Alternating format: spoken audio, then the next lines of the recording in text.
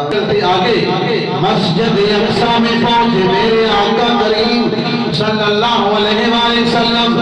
پھر جب سفر وہاں حضور پہنچے 1,24,000 سے زیادہ سارے نبی آپ کا استقبال کر رہے ہیں. ہم سوال یہ کرنا چاہتے ہیں کہ نبی کہاں تھے؟ میرا نبی سب سے آخری نبی، میرا نبی سب سے آخر میں آنے والا.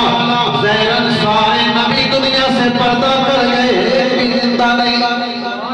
ظاہراً تو کوئی بھی نہیں ہے. کچھ لوگ آتے ہیں مٹی بھی مٹی ہو گئے، ختم ہوگی کالی. سارے نبی مسجد اقصی میں موجود ہیں.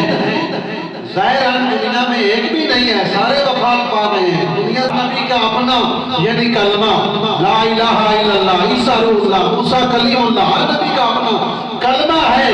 تو یہ اقرار یہ ہے جب ابراہیم نے میرے نبی کا بازو پکڑ کر کہا کہ سونے محبوب آگے بڑھئے، ان سارے صحابہ انبیاء کو نماز پڑھائے. جب نماز پڑھی اقرار یہ ہے کہ سب نے شریعت محمدی کے مطابق نماز پڑھی.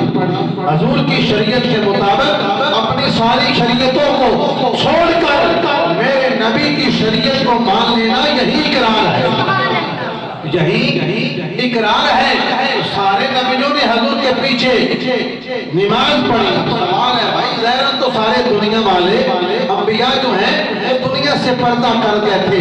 موسیٰ علیہ السلام جو ہے وہ قبر میں نماز بھی پڑھ رہے ہیں. پھر یہ سفر جو ہے میں مختصر کرتا جا رہا ہوں. آگے جب عرش اولیٰ کی طرف شروع ہوا، آسمانوں کی طرف یہ سیر شروع ہوئی. کہیں موسیٰ علیہ السلام سے ملاقات، کہیں جو ہے وہ عیسیٰ علیہ السلام سے ملاقات. یہ رب کی حکمت، یہ رب کے کام وہی جانے.